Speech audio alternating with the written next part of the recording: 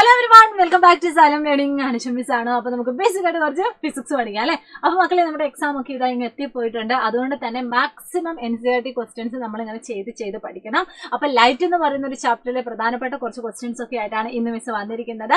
അപ്പൊ എല്ലാവരും എന്ത് ചെയ്യുക, മാക്സിമം മുഴുവനായിട്ട് കാണാൻ വേണ്ടി ശ്രമിക്കുക. ഇഷ്ടപ്പെട്ടാൽ നിങ്ങളുടെ ഫ്രണ്ട്സിന് ഒന്ന് അയച്ചു കൊടുക്കുകയും കൂടി ചെയ്യാം കേട്ടോ. എനിവേ, നമ്മുടെ ഫസ്റ്റ് ചോദ്യത്തിലേക്ക് നമുക്ക് കടക്കാം. ഫസ്റ്റ് ക്വസ്റ്റ്യൻ ഇതാണ്: state the characteristics of the image formed by a plain mirror. Plain മിററിൽ രൂപപ്പെടുന്ന ഇമേജിന്റെ ക്യാരക്ടറിസ്റ്റിക്സ് ഏതൊക്കെയാണ്? അതാണ് നമ്മുടെ ചോദ്യം.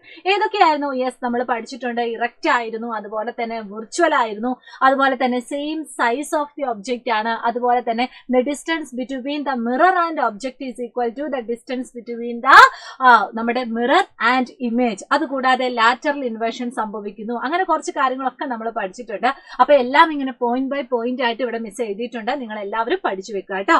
ഫസ്റ്റ് എന്തായിരുന്നു? Plane mirror form an erect image. Very good. Erect image, അതായത് നിവർന്ന ഒരു ചിത്രമാണ് നമുക്ക് കാണാനായിട്ട് സാധിക്കുന്നത്. It form a virtual image ആണ്. And size of the image is same as that of the size of the object. And image is formed at the same distance behind the mirror as the object stand in front of it. And also lateral inversion സംഭവിക്കുന്നുണ്ട്. അപ്പൊ ഇതൊക്കെ എന്താണ് എന്നതിനെ പറ്റി ഒരു വ്യക്തമായ idea എന്റെ മക്കൾക്ക് ഉണ്ടാവും എന്ന് പ്രതീക്ഷിക്കുന്നു. ഇല്ലെങ്കിൽ ജസ്റ്റ് ഒന്ന് കമന്റ് ബോക്സിൽ പറഞ്ഞാൽ മതി. അതുമായിട്ട് ഡീറ്റെയിൽ ആയിട്ടുള്ള ഒരു വീഡിയോ നമുക്ക് എത്രയും പെട്ടെന്ന് നമുക്ക് ഈ ചാനലിൽ അപ്ലോഡ് ചെയ്യാവുന്നതാണ്. എനിവേ, നമ്മുടെ രണ്ടാമത്തെ ചോദ്യത്തിലേക്ക് പോവാണ്.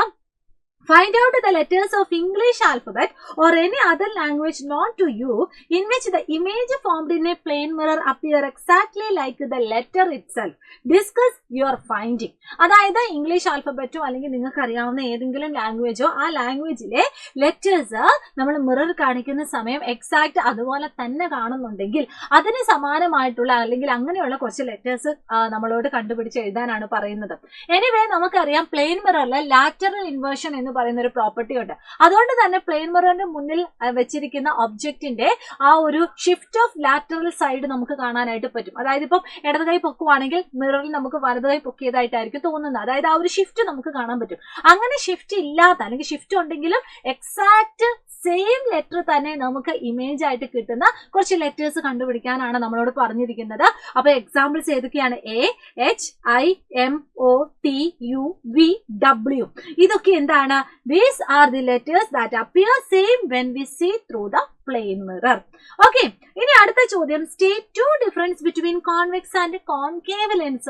കോൺവെക്സ് ലെൻസും കോൺകേവ് ലെൻസും തമ്മിലുള്ള ഏതെങ്കിലും രണ്ട് ഡിഫറൻസ് പറയാനാണ് പറഞ്ഞിരിക്കുന്നത്. അപ്പൊ ഇതും കൂടെ നിങ്ങൾ എന്ത് ചെയ്യുക, നോട്ട് ചെയ്ത് വെക്കുക. കോൺവെക്സ് ലെൻസ് എന്ന് പറഞ്ഞാൽ എന്താണ്? It form both real and virtual image. Convex lens എന്ന് പറയുന്നത് വിർച്വൽ ഇമേജും ഉണ്ടാക്കുന്നുണ്ട്, റിയൽ ഇമേജും ഉണ്ടാക്കുന്നുണ്ട്. അതുപോലെ തന്നെ മാഗ്നിഫൈഡ് ഇമേജ് ആണ് ഫോം ചെയ്യുന്നത്. ഇനി നേരെ മറിച്ച് കോൺകേവ് ലെൻസ് ആണെങ്കിൽ അതെന്താണ്? വിർച്വൽ ഇമേജ് മാത്രമേ ഫോം ചെയ്യത്തുള്ളൂ. അത് മാത്രമല്ല ഡിമിനിഷ്ഡ് ആണ് അത് നമുക്ക് കിട്ടുന്നത്, ഡിമിനിഷ്ഡ് ഇൻ സൈസ്. ക്ലിയർ? അപ്പൊ കോൺവെക്സ് ലെൻസും കോൺകേവ് ലെൻസും, കോൺവെക്സ് ലെൻസ് ആണ് real and virtual image form ചെയ്യുന്നത്. അതുപോലെ തന്നെ മാഗ്നിഫൈഡ് ഇമേജ് ആണ്.